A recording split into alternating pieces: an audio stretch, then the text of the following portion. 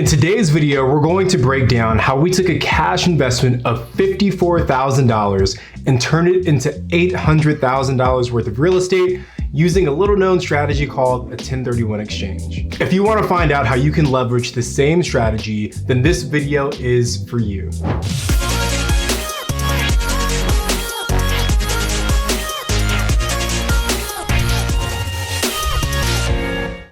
In one of our previous videos, we talked about how we sold our funky cactus house and we made a profit of $180,000 from the sale. And in that video, we told you guys that we weren't actually gonna keep that money because if we kept the money, we would have got taxed something like 30 to 40% on the gains. So to avoid paying taxes and use that money to continue to grow our portfolio, we performed what's called a 1031 exchange. Now, we won't go into crazy detail about the 1031 exchange, but it's basically a section of the IRS tax code that allows you to defer paying capital gains taxes if you sell the property and use the profits to buy another property. If you want to learn more about it, just Google 1031 exchange. There's a lot of information out there. And in the last video, we promised you guys that we would let you know how it turned out for us. So that's what today's video is all about. And if you haven't watched the video, we'll drop a link in the description below, and we definitely encourage you to go check that one out. We were able to take the $180,000 profit from our 1031 exchange and use it to purchase not one, but two new properties. Well, kind of one and a half, and we'll get to that later. But now, before we get into what we actually purchased, I will admit that this was a slightly stressful process for us for a few reasons. But the stress comes from the fact that the 1031 exchange has a time limit associated with it. If you want to avoid paying taxes, there's a certain time frame you have to stick to. From the day that you sell your original property, you only have 45 days to identify the new property or properties that you want to buy. And in total, you have 180 days from the original sale to actually purchase your new property. If you don't buy within 180 days, you lose the tax benefit. So basically, we had a 45-day time limit from the day that we sold the funky cactus house to identify the new properties we wanted to purchase, and we actually had to close on at least one of those properties within 180 days that we sold the funky cactus house. So in short, he was stressed, capital stressed, right? Yeah. What made it a bit stressful, all jokes aside, was that A, the market was very competitive this past summer while we were looking for a new house to buy, and B, we just waited a little too long before actually starting to look for the property that we wanted to purchase. And when she says we, she means me, because that's my job. Yeah, so I was very hands-off in this, and the word 1031 exchange is still very confusing to me, actually. So I will be Googling that, husband. And just to give you guys some insight, right? Had we gotten taxed on that $180, it would have, or $180,000, not $180, but it would have turned that $180,000 into like $115,000. So we obviously didn't want to lose $65,000 to taxes, so we had to find something to purchase. All right, so let's break down what we actually ended up purchasing. The first property was a 2-bedroom, 3-bathroom cabin in the Smoky Mountains that we paid $609,000 for. And the property is about 1,500 square feet, but also has a loft that we're marketing as a 3rd bedroom. Now, we typically wouldn't purchase something this small in the Smoky Mountains, right? Like a 2-bedroom or kind of a 3-bedroom. We usually go for 4 and 5 bedrooms in that market. But again, inventory was tight and we had to put those funds into something. So we found a property that we liked from a location standpoint, size and all that good stuff. And we feel like we made the right decision. Now, our total cash investments into this property down to the penny was $136,898.80. That was our closing costs and the down payments. We actually went with a 20% down investor loan that was still based on our debt to income ratio, but we were able to use some of our short-term rental income to help offset that new mortgage. So slightly different financing than what we do for some of our other properties. And again, we did this because from a DTI perspective, we were kind of maxed out. So this was the best option for us. So we expect this property grows somewhere around $120,000 annually, which is definitely more than the funky cactus house in Joshua Tree that we sold. So even if we only purchase this property, it would still be a nice gain for us. Nice. So baby, was that the only property that we purchased? No, it wasn't, girl. You killed it. I killed it. So we actually bought 2 properties, right? But before we move on to the second property, we really appreciate if you guys can give this video a thumbs up, subscribe to our channel, hit the little bell for notifications. Like we always say, we're still a new channel, we're still growing, and we're so grateful for the growth that we've seen. But every new subscriber really does mean a lot to us. So if you're enjoying it, please do hit that subscribe button. Also, we put together a totally free download. It's a short-term rental analysis calculator. If you head over to alphageekcapital.com/calculator, you can pick up one of those for free. People have literally told us that other people online are charging for this kind of tool, and we're giving it away for free, so it's yours to have. Last, if you're on Instagram, connect with us there. I'm at Tony J. Robinson. My lovely wife is at Sara Rad. And also follow us on TikTok if you're on there.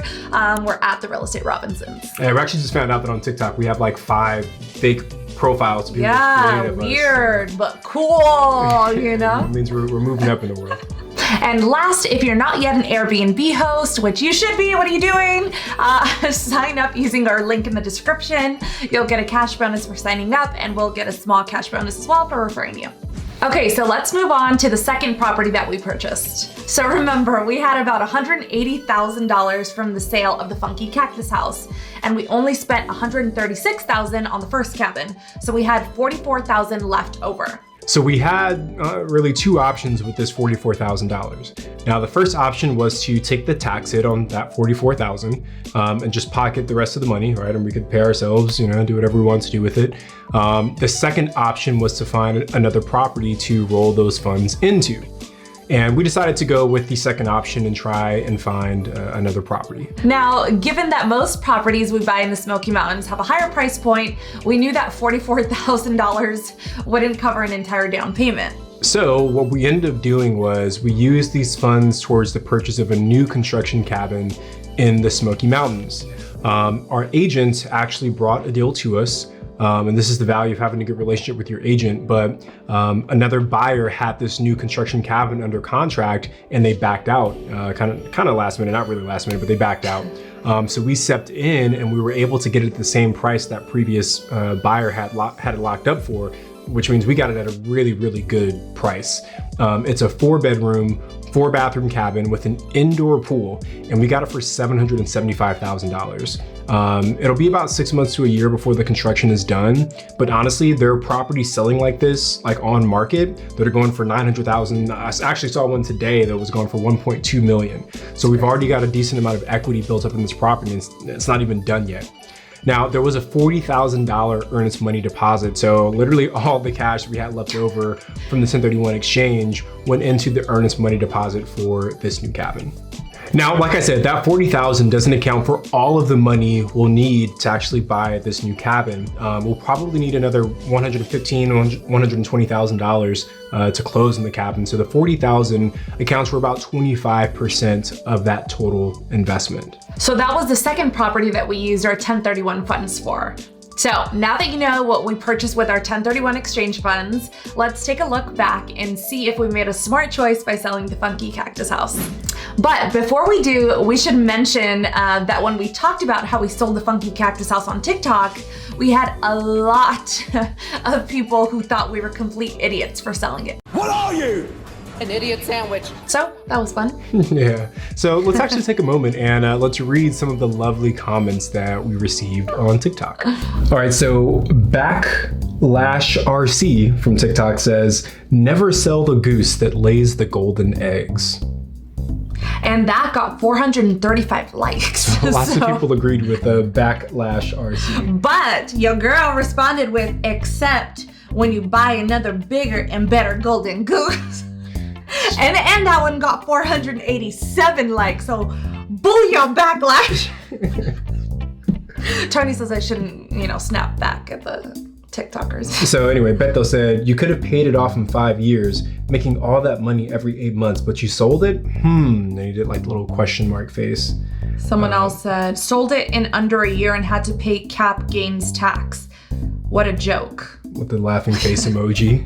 Another one said, "Maybe not such a great idea selling a $73,000 a year Airbnb, so in 4 years it could be paid off."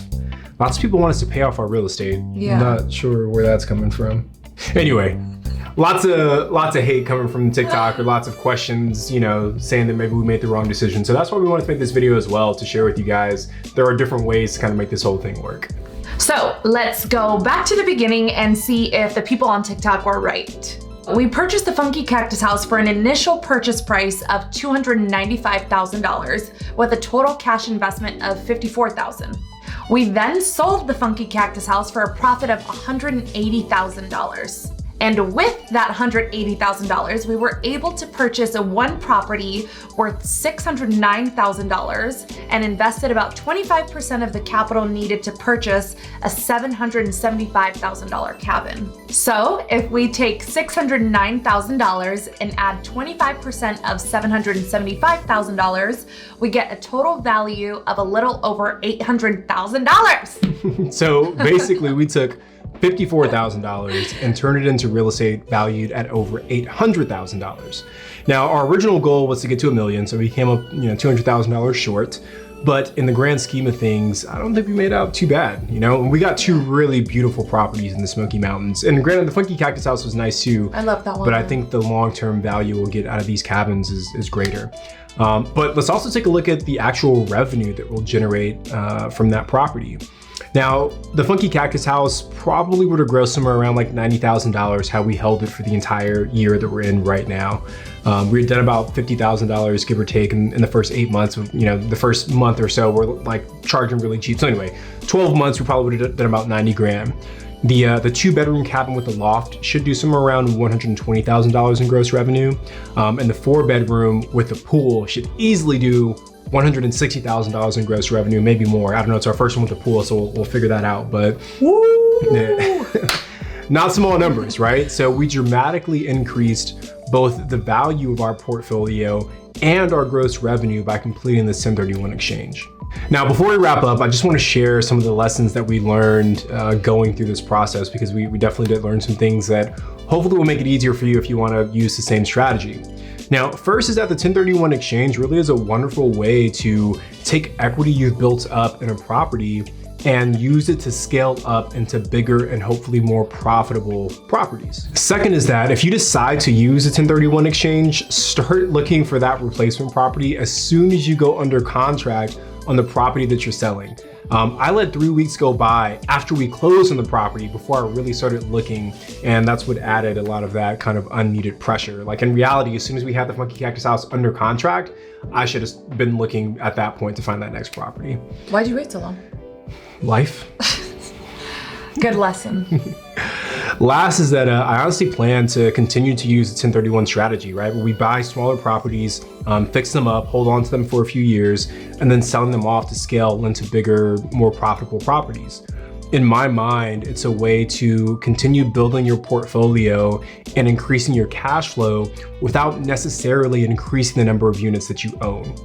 A lot of you asked us to create a follow-up video, so we hoped you found some value in this. If you have any follow-up questions, please drop a comment below and we'll do our best to answer it. So that's it for today. I'm Tony. I'm Sarah. And we are the Real Estate Robinsons.